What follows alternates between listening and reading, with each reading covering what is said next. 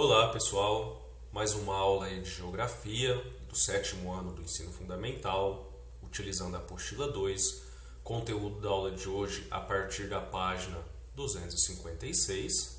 Vamos encerrar o assunto do mundo urbano, dos problemas ambientais, falando do lixo, da destinação do lixo urbano, certo? Antes de iniciarmos no assunto aí do lixo urbano, vamos fazer uma pequena revisão dos tópicos, dos conceitos, dos temas que foram abordados na aula passada. Nós falamos sobre as ilhas de calor, poluição atmosférica, inversão térmica, chuva ácida, poluição das águas e enchentes e iniciamos o assunto da produção do lixo urbano. Na aula de hoje nós vamos continuar nesse assunto e vamos resolver algum teste aí, tá certo? O lixo urbano, nós paramos especificamente nesse slide na aula passada, então vamos retomar aí ele, As cidades elas produzem uma grande quantidade de lixo. Quanto mais populosa, quanto maior a cidade, mais pessoas vivendo, então maior a produção de lixo. Aí fica uma pergunta: o quanto de lixo produzimos por dia? Você já parou para pensar o quanto de lixo que você produz por dia? Será que a gente produz alguns gramas de lixo por dia? Será que produzimos mais do que 1 quilo de lixo por dia? Qual a quantidade de lixo que é produzida por cada ser humano? Bom, vamos lá então. Normalmente o lixo ele é composto principalmente aí por produtos descartáveis, que são copos, plásticos, latas de alumínio. São produtos que levam muitos anos para acontecer a decomposição, por isso não deve acontecer o descarte irregular, certo? No meio urbano, o descarte irregular ele acaba acontecendo aí nas calçadas e terrenos. É muito comum, principalmente os terrenos que são abandonados ou que não estão tendo um uso, então é comum o descarte de lixo nesses espaços. Há o descarte também às vezes em lagos, rios, isso também não deve acontecer de forma alguma, certo? O problema do lixo no espaço urbano, ele traz aí vetores de doença. O que são vetores de doença? São animais ou insetos que transmitem doenças, como os ratos e as baratas e outros insetos também. Lembrando que vocês podem acompanhar o conteúdo da aula a partir da página que está indicada sempre aqui, no canto aqui inferior do slide, na porção inferior, página 256. Continuando, vamos falar agora do destino do lixo, Há uma falta de espaço para o armazenamento do lixo urbano. Então existem diversas formas de dar uma destinação a esse lixo.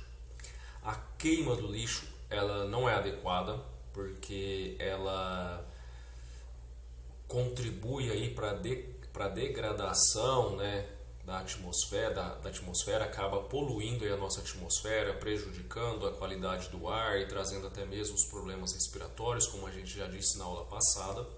Não deve acontecer de forma alguma.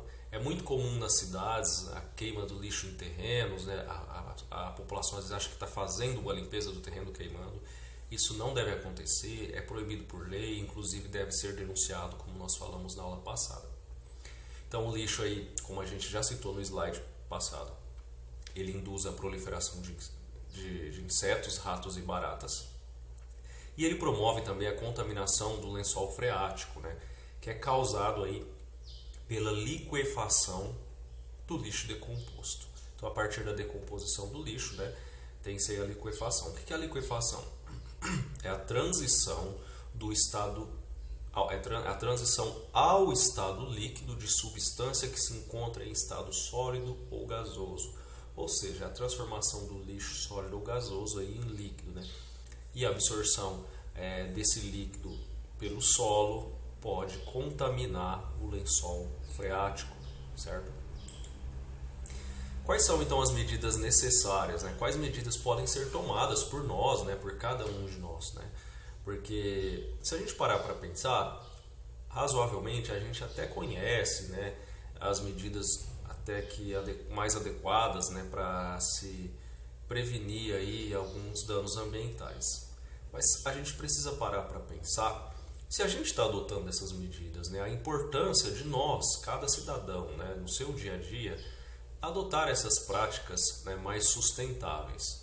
Então vamos falar aí de algumas delas. Olha só, algumas estão ao nosso alcance, como a compostagem. A gente conversou sobre a compostagem lá no primeiro bimestre, quando a gente estava falando da adubação, né, da agricultura, vocês vão relembrar. A compostagem é a transformação do lixo orgânico em adubo. O adubo ele é resultado da ação de bactérias e fungos, que são os decompositores. E a compostagem ela pode ser feita em quintais de casas, ou seja, na nossa casa mesmo, e quem mora em apartamento também pode ser realizada nas varandas, nas sacadas dos apartamentos. Qualquer tipo de lixo? Não, é o lixo orgânico, né? Que normalmente aí, né, vamos dizer, é o resto, né, dos alimentos, né, assim, de matéria orgânica mesmo, casca de banana, casca de ovos, folhas de vegetais, restos de frutas, né?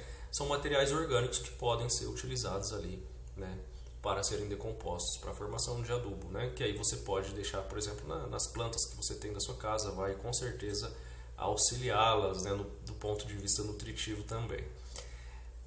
Tem os aterros sanitários. O que são os aterros sanitários? É uma prática muito adotada, né? São depósitos de lixos construídos de acordo com as normas ambientais.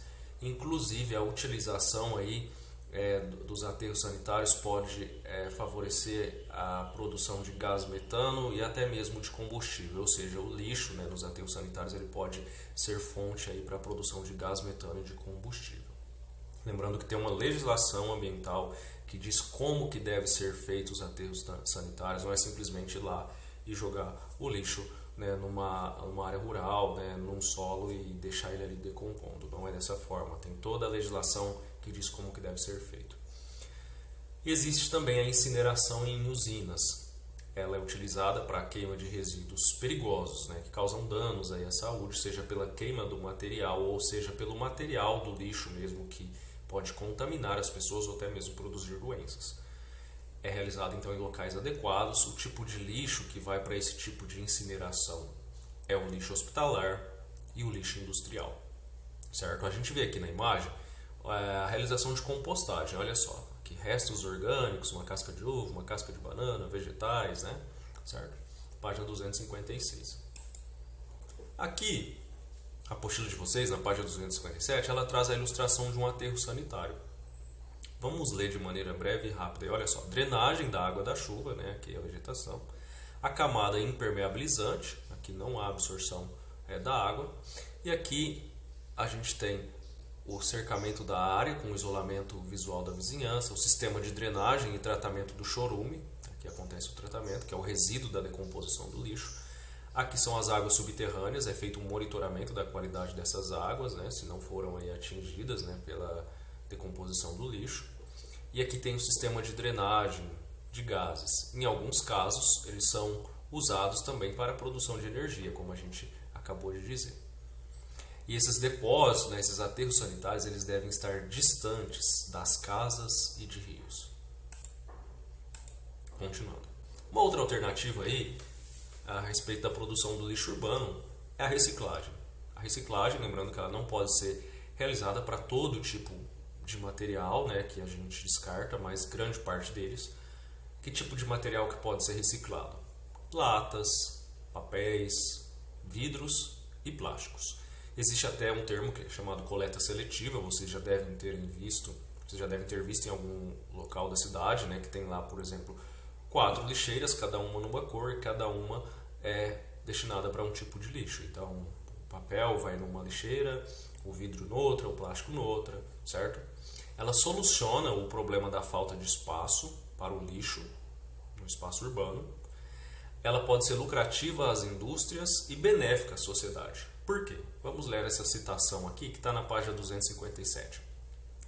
Ao fabricar uma lata de alumínio, reaproveitando o material de outras latas que já foram consumidas, a indústria deixa de retirar o minério de bauxita da natureza, que é um processo custoso, ou seja, é caro, e consegue assim reduzir o custo da sua produção. Então, é benéfica inclusive, né, às indústrias e benéfica à sociedade, né, porque diminui a quantidade de lixo, diminui a produção de lixo, diminui os impactos ambientais advindos aí de um excesso de lixo, tanto no espaço urbano, às vezes também, né, nos meios rurais e os danos ambientais que isso traz. Então, o que nós podemos? Nós, unicamente. Algumas ações são a nível mais governamental, mais amplo, não está ao nosso alcance. Mas a nós, individualmente, a gente pode organizar o lixo, a gente pode separar as latas dos papéis, dos vidros e dos plásticos, né? Do lixo orgânico, né? Que é o tipo de lixo que também tem uma decomposição mais fácil, que a gente acabou de dizer. Normalmente são restos aí, de alimentação, ovos, banana, etc. Então a gente pode fazer a separação, né, desse lixo. Vamos resolver esse teste sobre a reciclagem. A gente acabou de aprender sobre a reciclagem. É correto afirmar que A. Todo e qualquer material pode ser reciclado ou não? Se estiver incorreta essa afirmação, a gente vai para a próxima. Em todas as cidades brasileiras ocorre a coleta seletiva de material reciclável? Todas as cidades brasileiras? Aí vocês podem começar a pensar pela nossa cidade. Na nossa cidade, é feita a coleta seletiva do lixo reciclável ou não? As pessoas na nossa cidade, elas colocam na lixeira tudo junto e aí o caminhão de lixo passa e retira? Ou as pessoas separam certinho cada tipo de lixo? Se na nossa cidade não acontece dessa forma, então já não é todas as cidades brasileiras. Pensem aí. C. A produção de lixo não é um problema, pois a sua reciclagem ajuda a fortalecer as economias locais. O que vocês acham? Está correto? D.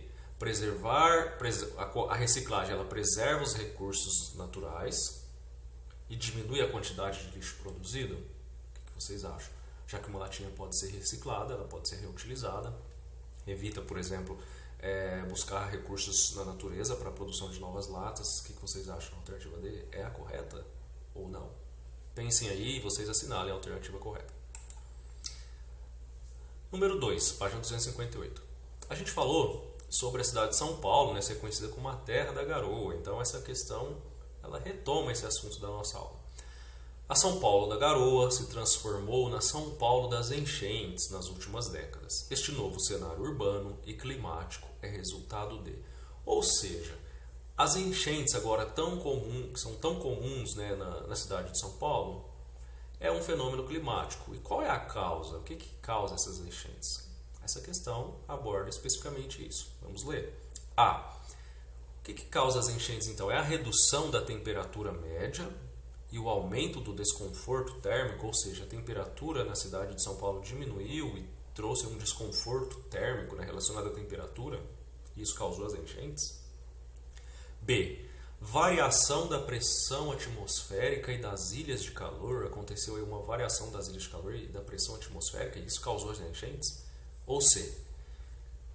Resultado da chuva ácida e do aumento das áreas verdes. Então aumentou a quantidade de parques, de árvores em São Paulo, né?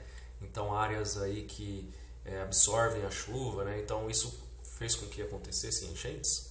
Ou D. A enchente é resultado da impermeabilização do solo, ou seja, a construção de ruas, avenidas, prédios, casas, calçadas.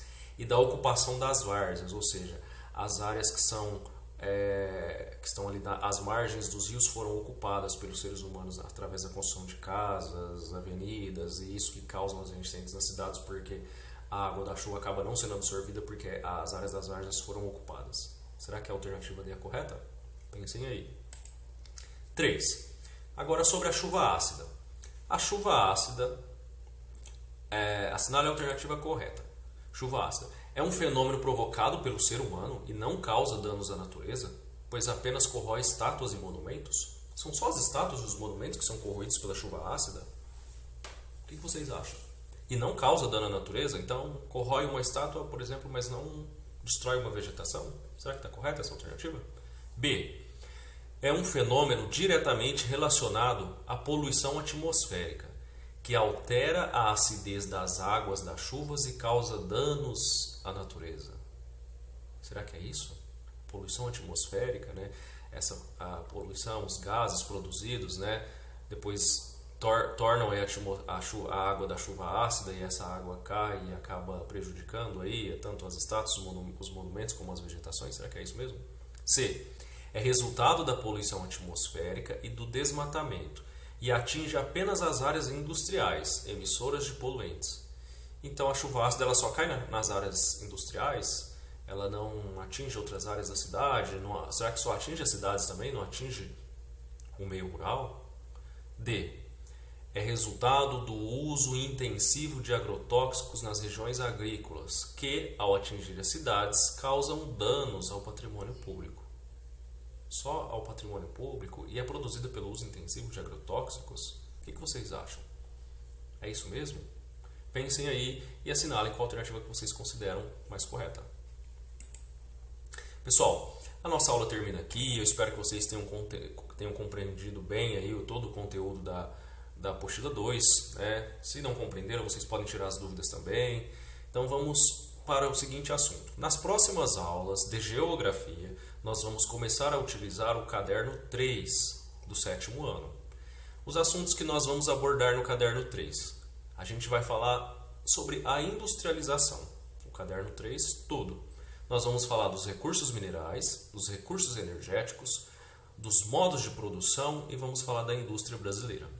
Tudo isso nas próximas aulas. Especificamente na próxima aula nós vamos falar sobre os recursos minerais, no módulo 10, a partir da página 202 do caderno 3. Então, se vocês já quiserem irem se adiantando aí, dando uma lida no material, fica até mais fácil para compreender depois a aula. Então é isso. Bons estudos, a gente se vê na próxima semana.